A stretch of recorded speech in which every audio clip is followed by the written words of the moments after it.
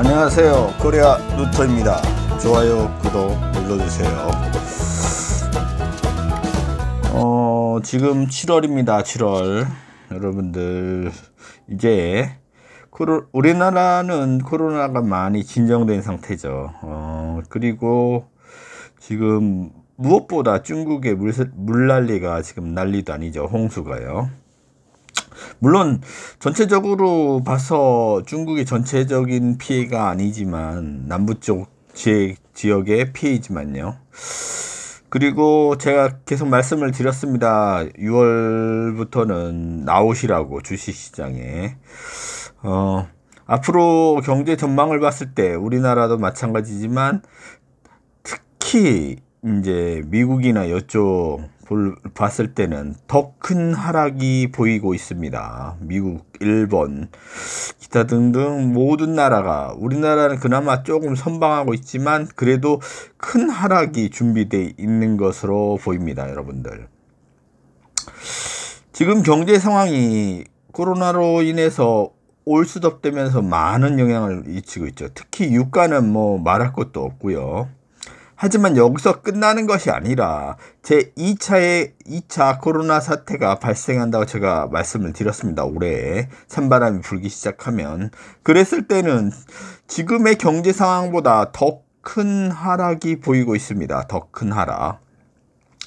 그리고 지금 많은 분들이 실직 상태인 분들도 많이 있고요. 그리고 공장들 재가동을 시작은 했지만 정상적이지 않은 회사들이 상당히 많죠. 하지만 제2차 팬데믹, 2차 코로나 사태가, 물론 코로나 사태가 진정금이 있지만 지금은요. 하지만 2차가 났을 때 어마어마한 피해가 있을 것입니다. 여러분들, 대공황 상태로 들어가는 조짐으로 느끼셔야 될 것입니다. 여러분들, 그래서 계속해서 작년부터 제가 절대 갭 투자나 투기를 하시면 안 된다고 제가 계속 말씀을 드렸어요. 여러분들한테. 위험하니까요. 중국의 사태를 마저 짚고 넘어갈 건데요. 지금 코로나 사태와 집중 호우로 인해서 홍수 사태가 일어나면서 엄청난 경제적 파장을 일으키고 있죠. 하지만 여기서 끝나는 것이 아니라 제2차 코로나 사태가 발생했을 때는, 바이러스 사태죠. 바이러스 사태가 발생했을 때는 감당할 수 없는 경제적 파장이 일어날 것입니다. 일단 폭우 얘기를 먼저 들어보시고 말씀을 드릴까 해요. 한번 들어보세요. 전 세계 기상이변이 잇따르는 가운데 중국 남부에서는 28일째 폭우가 쏟아지고 있습니다. 중국의 젖줄 장강 주변으로 홍수가 번지고 있는데요. 심상치 않아 보입니다. 베이징에서 강민수 특파원입니다. 세찬 비가 거센 물살로 바뀌었습니다. 갑자기 불어난 물에 고립된 운전자를 차 유리창을 깨 간신히 구조합니다. 아이를 안고 길을 건너던 여성이 급류에 휩쓸리자 사람들이 도우려 달려갑니다. 물의 도시라 불리던 장강 인근 이창시가 완전히 물에 잠겼습니다. 지난 2일 이래 무려 28일 동안이나 폭우경보가 이어지고 있습니다. 서쪽으로 꽝시 庄 쪽 자치구부터 스촨, 구이저우, 후난, 짱시, 안휘까지 중국 남부가 물바다가 됐습니다. 특히 장강 아래쪽 도시들이 큰 피해를 입었습니다. 树叶的面积吧，差不多有这个2000平方米，所在的这个门店呢，有115户左右。 중국 정부는 지금까지 13개 성시에서 78명이 실종 사망했고 1216만 명의 이재민이 발생했다고 밝혔습니다. 중국 정부는 2006년 완공한 세계에서 가장 큰 샨샤댐이 홍수를 막아줄 것이라고 선전하고 있습니다. 하지만 중국인들은 1998년 장강이 범람했던 대홍수의 악몽을 떠올리며 걱정하고 있습니다. 특히 샨샤댐의 경우 구조가 변형됐다는 의혹이 지난해 제기된 이후 올해는 붕괴설까지 돌고 있어 중국인들의 불안감은 더욱 커지고 있습니다. 얘기 들으셨죠? 78명이 사망했다는 얘기가 있지만 그거를 굳이그대로 믿으시면 안 되고요. 제가 보기엔 780명 정도 사망한 것으로 보입니다. 여러분들. 그리고요, 제가 다시 말씀드립니다. 제발 부탁입니다. 여러분들, 경제가요 폭락 역전에 들어가 있습니다. 전 세계가요. 2차 코로나 지금은 아니겠지만 2차 코로나 사태가 일어나면 더 큰 폭락이 있을 거라는 거죠. 모든 경제가요. 그걸 준비하셔야 되고요. 또한 제가 계속 말씀드리다만 빚에 관해서 말씀드립니다. 최대한 줄이세요. 최대한. 이제부터 최대한 줄이세요. 여러분들, 우리가 생각한 것보다 더 큰 환란이 올 겁니다. 그러나 우리나라는 그나마 다행이고요.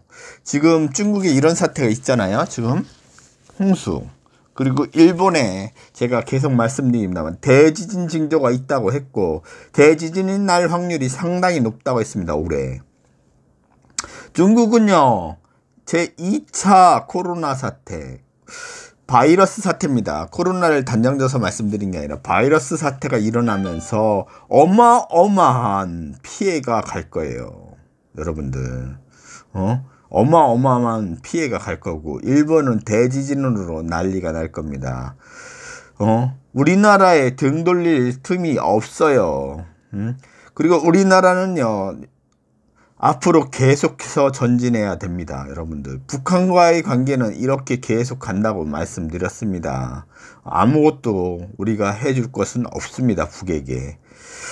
여러분들, 미국이 계속해서 증시 부양과 그걸 위해서 회사채를 계속 연준이 매입을 하고 있습니다. 여러분들, 한마디로 거품 경제라는 것입니다. 미국은 완전한 거품 경제의 시장으로 들어섰고요. 물론 일본도 아베의 무한 양적 완화로 인해서 거품 경제에 들어선 지 오래입니다.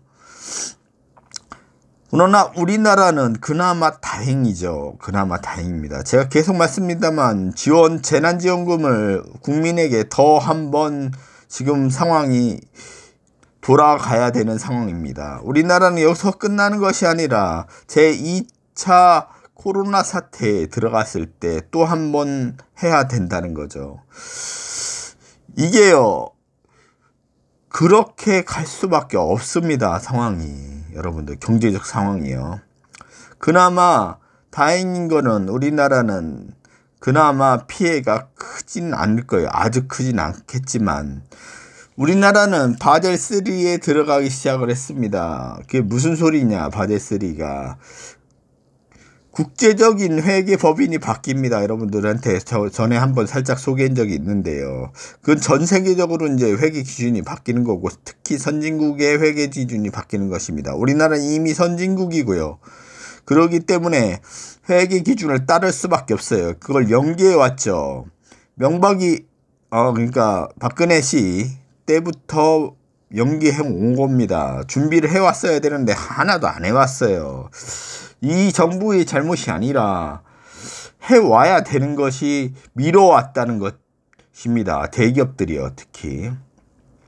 그렇기 때문에 우리나라 회계법인이 바뀌면요, 엄청난 파장이 일어날 것입니다. 많은 회사가 부도에 직면할 것입니다.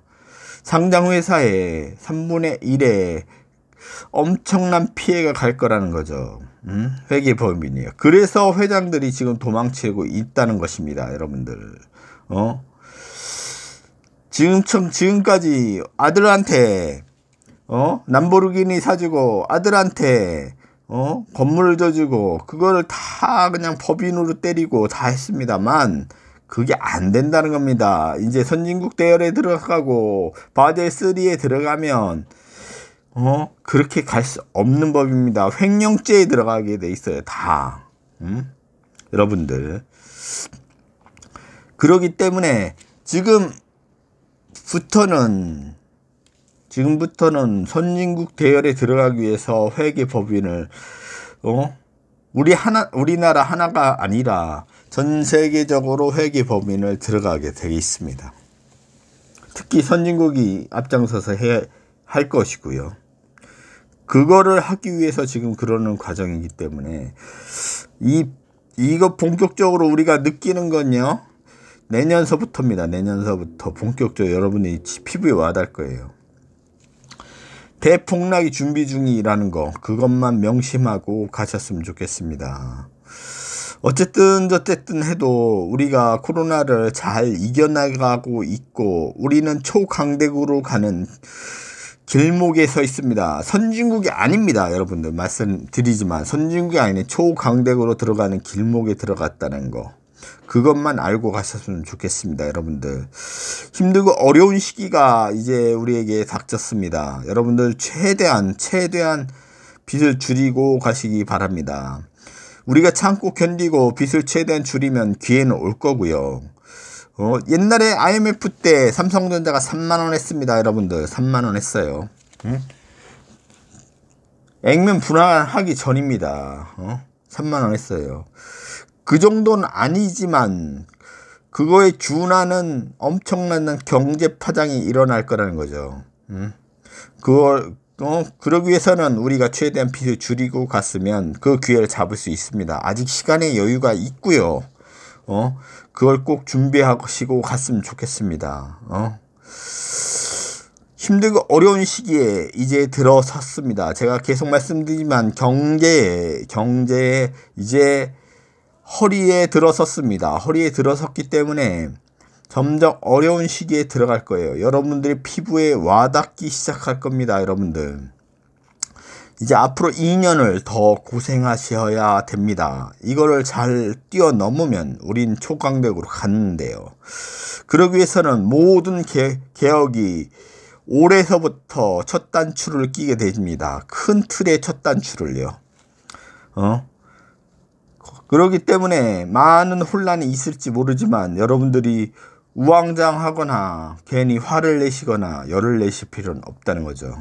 그게 싫으신 분들은 TV를 아예 뉴스를 안 보셔도 됩니다. 여러분들 큰 틀의 변화가 있을 거라는 거, 언론과 교육과 그리고 검찰과 모든 부분에 언론 모든 곳에 개혁이 바람이 일어날 거라는 거, 우리나라는 초강대국으로 가기 위한 길목에 섰다는 것만 알고 가셨으면 좋겠습니다. 지금까지 코리아 노트였습니다. 여러분들 화이팅 하시고요. 힘을 내주시기 바랍니다.